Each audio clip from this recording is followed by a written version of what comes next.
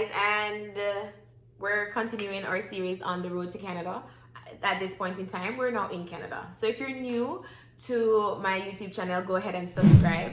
Go ahead and check out the other videos. We started from episode 1 when we were this was just a thought or an idea, and now we're at the point where we're in Canada. So go ahead, check out those videos and see if there's useful information there for you. Guys, don't forget to like this video so it helps with the algorithm to put the video out there to other people. Don't forget to share the video to others. Share it to your social media platforms because this will help others get the information, and you never know who might need it.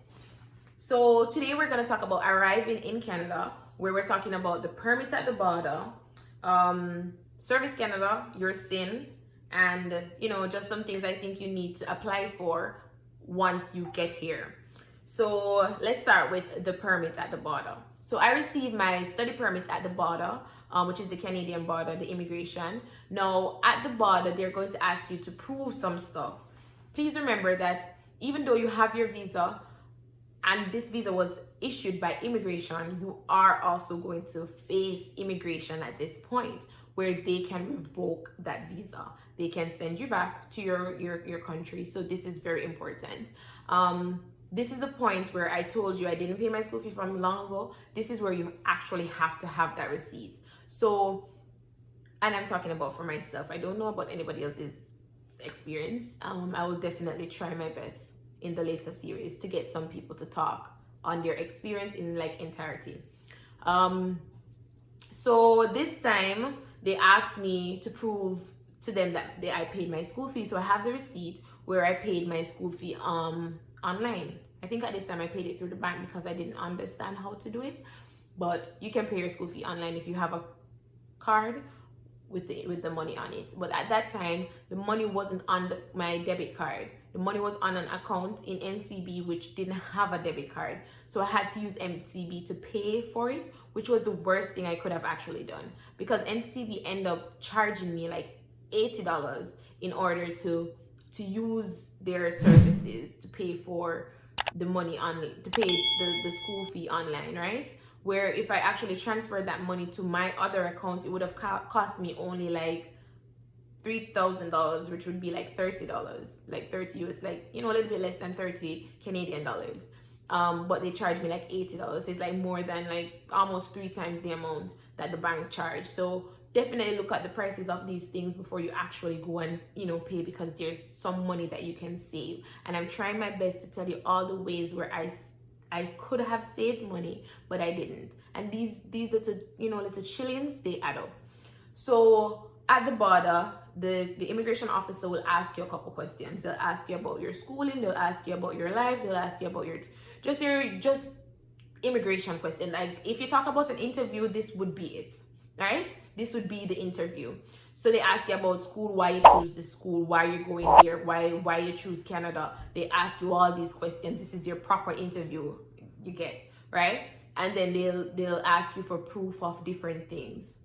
Definitely look at your documents that they ask you to have, and you bring all those documents. I brought everything from the application form that I did, because once you submit your application for your study permit, you will get an application receipt. I have the receipt. I have everything, everything from my school fee, documents. I have I mean, when I say I have everything, I even have my birth paper. Me not left out nothing. So I had everything. So just have all the documents that you think you might need. There's a document checklist for your study permit. When you're applying for it, make sure that you have these documents just the same, as long as you need them, right?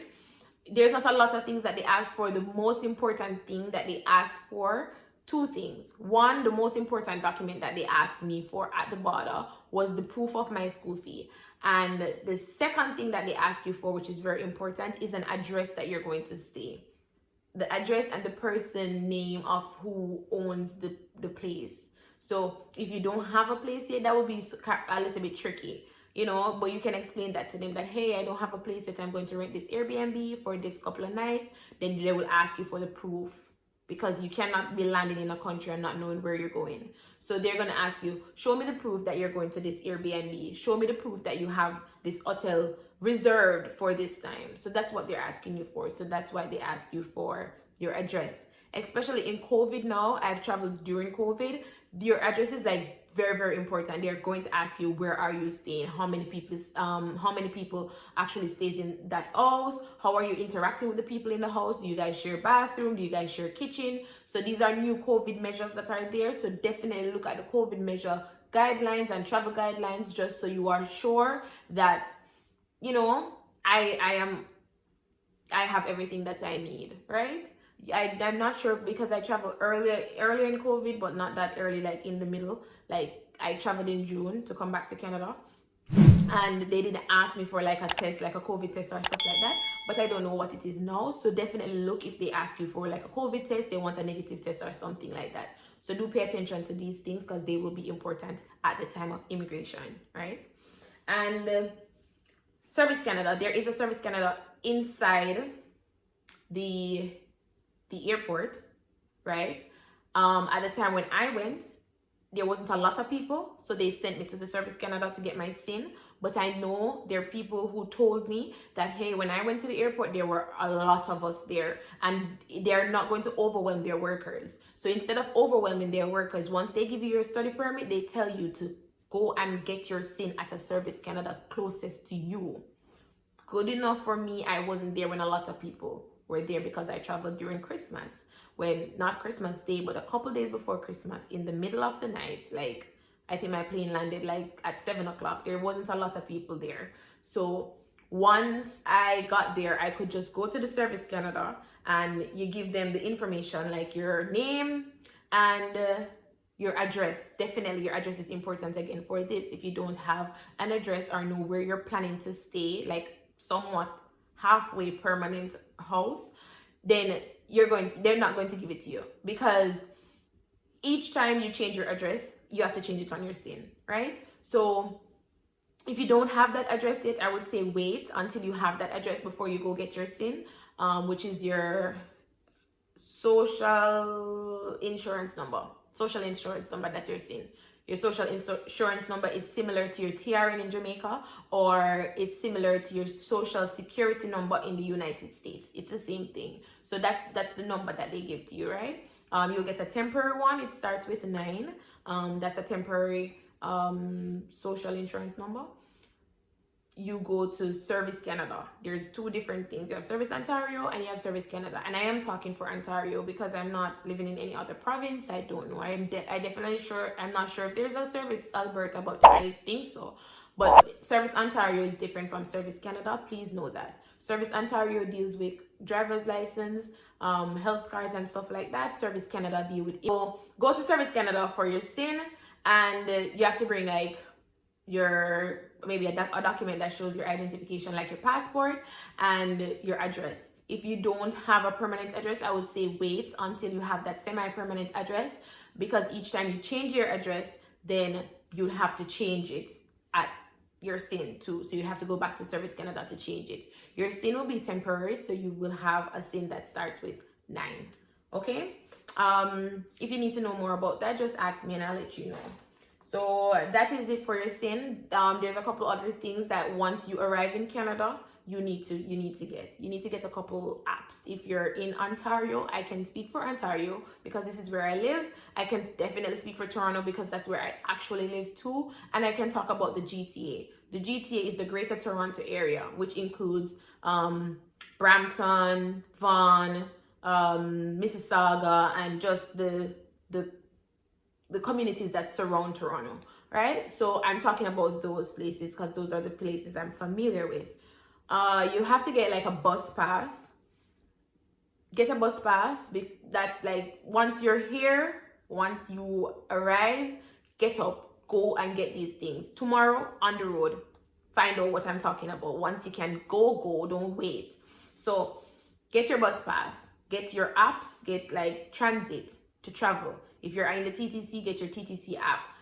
Make sure you have Google Maps. Once you have these things, go get a SIM card. Hello? Go get a SIM card or go get a phone on a plan. If you can afford the phone on a plan right now, go ahead. If you cannot do that where you can pay a monthly bill, you can go and get a prepaid SIM card where you can pay once you have the money and stuff like that. So pay your prepaid SIM card and get your phone together. So once your phone is there, you have your apps on it, you can start to travel to different places. You can go get a credit card. Even if it's a credit card for only $500, get your credit card. What you do is put your secure credit card, because they're not going to give you an unsecure credit card because you're not yet a permanent resident. So because you're a temporary resident, you need to have and these are just things that you need to get. You need to have your credit start to build, right? You need to start building your credit in Canada right away. Once you have your phone up and running, get your apps, find the places that you need, find out what are the banks, search for the bank that you want to join, get a credit card, get $500, put that $500 on your credit card as secure, use your credit card to spend. Once you spend it, pay for it. Spend it, pay for it. Don't spend over $500 if you can't afford it. So spend where you can pay for, and build your credit. Maybe I'll talk about credit in another video a little bit more. So bus card, credit card, apps, and SIM card. Make sure you get those. Those are the top things I would say once you arrive in Canada. Get those things first. So that is what I did for arriving in Canada. Rent, make sure you pay your first and last rent. For me, I did not know that because at the first time me that rent. So if you don't know, you have to pay first and last rent. Pay your rent, get the credit card, get the stuff I tell you about, and you're on your way to go, right? So we have arrived in Canada. We haven't started school yet. If school haven't begun, so we haven't started yet.